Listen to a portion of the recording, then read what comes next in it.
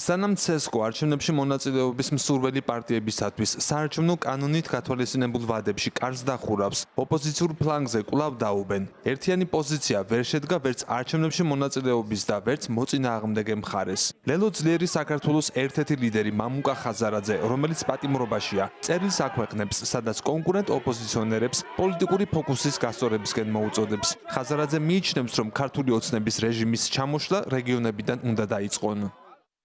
არა რუსულ არჩევნებს არის ფოკუსის დაკარგვა. მოთხოვნა უნდა იყოს კი ახალ საპარლამენტო არჩევნებს და თავისუფლებას ინდისის პატიმრებს. არ შეიძლება ორჯერ მოიპოვო ის, რაც ერთხელ უკვე მოპოვებული გაქვს. ქართული ოცნების არალეგიტიმურობა დამტკიცებული და გაცხადებულია საერთაშორისო დონეზე. რეგიონების დონეზე არჩევნების ბოიკოტი ნიშნავს ქართული ოცნების სრულად ჩაბეტონებას ყველა დონეზე. რა აერთიანებს პროდასავლურ ოპოზიციას? ახალი საპარლამენტო არჩევნების მოთხოვნა და ივანიშვილის რუსული რეჟიმის გასტუმრება. რა უშლის ამას ხელს? თავდასხმები, შეურაცხყოფა და ბულინგი ბრძოლის განსხვავებული სტრატეგიის გამო.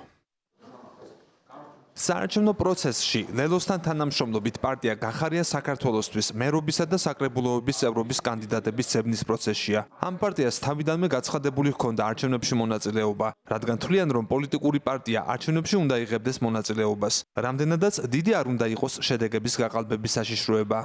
კანონმდებლობით ჩვენ სექტემბრის დასაწყისამდე გვაქვს ვადა კანდიდატების წარდგენის ცესკოში ოფიციალურად.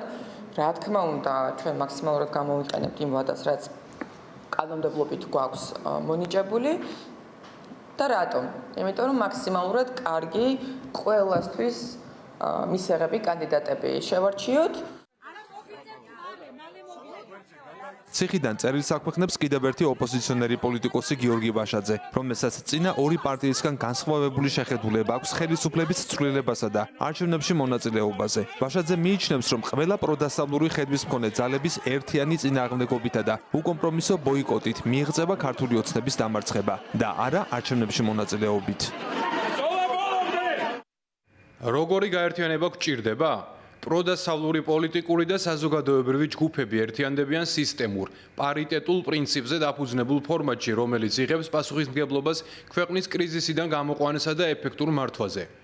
გაერთიანება მოქმედებს ერთიანი სახელით, საერთო ბრენდის ქვეშ, რაც მკაფიოდ აჩვენებს საზოგადოებას, რომ არსებობს არა დაქსაქსული და ერთმანეთთან დაპირისპირებული, არამედ ერთიანი, ძლიერი გრავიტაციის ცენტრი. ამასთან ყველა ჯგუფი ინარჩუნებს საკუთარ იდენტობას. ვფიქრობ, ამ გაერთიანებას სალომე ზურაბიშვილმა უნდა უხელმძღვანელოს. დრო აბსტრაქტული საუბრიდან გადავიდეთ კონკრეტულ ქმედებებზე. კარგია ეგრეთ წოდებულ არჩევნებში არ მონაწილე 8 პარტიის ფორმატი, თუმცა არ არის საკმარისი. ლელოს და გახარიას რაც შეეხება, თუ ისინი გადახედავენ პოზიციას და უარს იტყვიან ეგრეთ წოდებულ თვითმმართველობის არჩევნებში მონაწილეობაზე, შეიძლება მათი შემოერთება ამ გაერთიანებაში.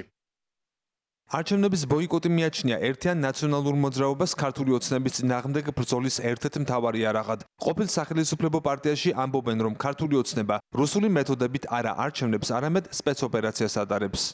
ჩვენი მთავარი ლოზუნგი ახლაც არის არა რუსულ სპეცოპერაციას, კი სამართლიან საპარლამენტო არჩევნებს. მაგრამ ასეთ ვითარებაში ნამდვილად ვერ იქნება, ვერც საპარლამენტო არჩევნებს მივიღებთ, ვერც ადგილობრივ არჩევნებს. სწორედ ამიტომაც კიდევ ერთხელ მოუწოდებთ ყველას, არავითარ შემთხვევაში არ მიიღოს მასში მონაწილეობა და ჩვენ ყველანი ვითხოვთ სამართლიან არჩევნებს. იქნება ეს საპარლამენტო თუ ადგილობრივი და საერთოდ არჩევნები უნდა იყოს სამართლიანი და არა რუსული სპეცოპერაცია.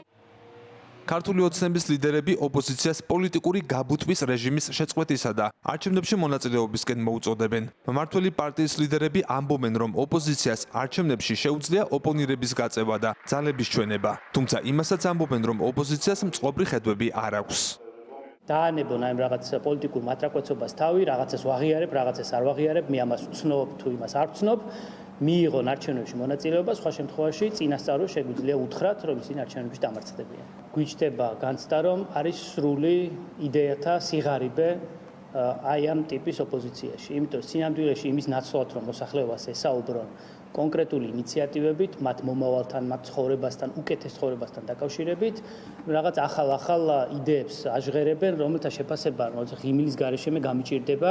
არის ძალიან კონკრეტულად, არის არჩევნები, არჩევნებს თავისი წესები, ყველა მიცის ამ წესების შესახებ. დაიწყონ მოემზადონ დროულად არჩევნებისთვის და არჩევნებში ღირსეული მონაწილეობისთვის. ადგილობრივი თვითმმართველობის არჩევნები 2025 წლის 4 ოქტომბერს გაიმართება. წინასაარჩევნო კამპანია ოფიციალურად სექტემბრიდან დაიწყება. არაოფიციალურად კი უკვე რამდენიმე თვეა დაწყებულია. პარტიები მერობისა და საკრებულოების წევრობის კანდიდატებს საზოგადოებას აგვისტოსსა და სექტემბერში წარუდგენენ. არჩევნებში მონაწილე პარტიების ვინაობა და რაოდენობა ჯერ საბოლოოდ დადგენილი არ არის. ალეკო კვეტაძე, ევრონიუს ჯორჯია.